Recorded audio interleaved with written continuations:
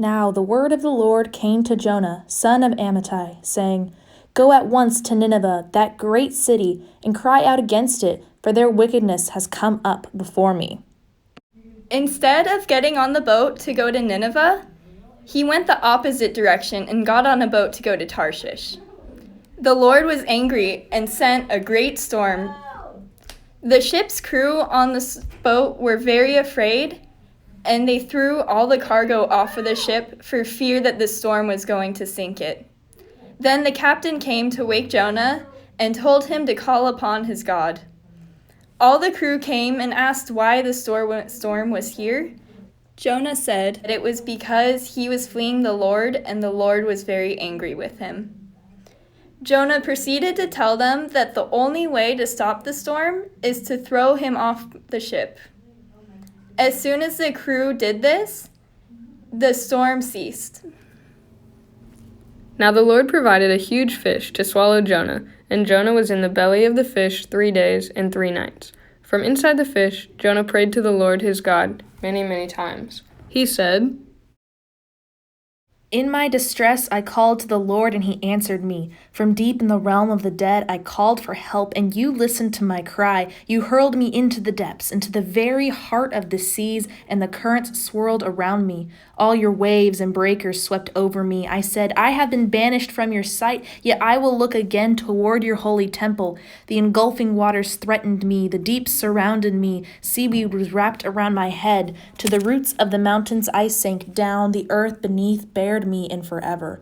But you, Lord my God, brought my life up from the pit. When my life was ebbing away, I remembered you, Lord, and my prayer rose to you, to your holy temple.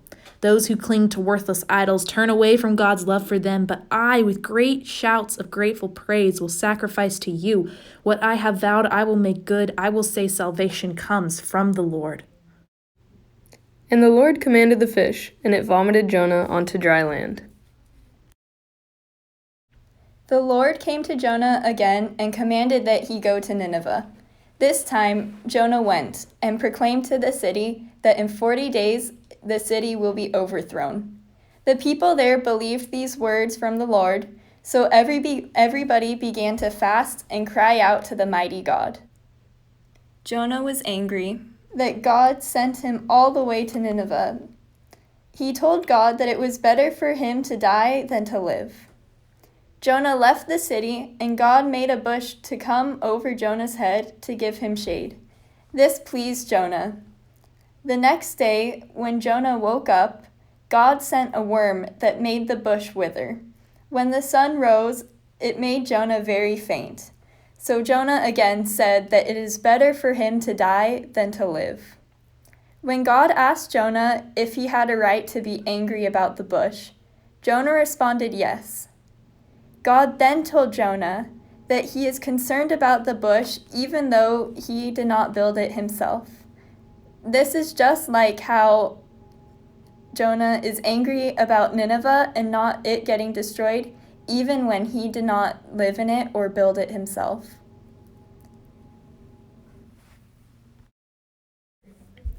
In the story of Jonah, it can be thought of that as Jonah ran away, God will always come back to find him. However, the main focus should be on what God does. God performed many amazing feats, such as calming the storm, sending the fish, growing the bush, and destroying the bush. The story shows how powerful God is and what he will do to carry out his plan.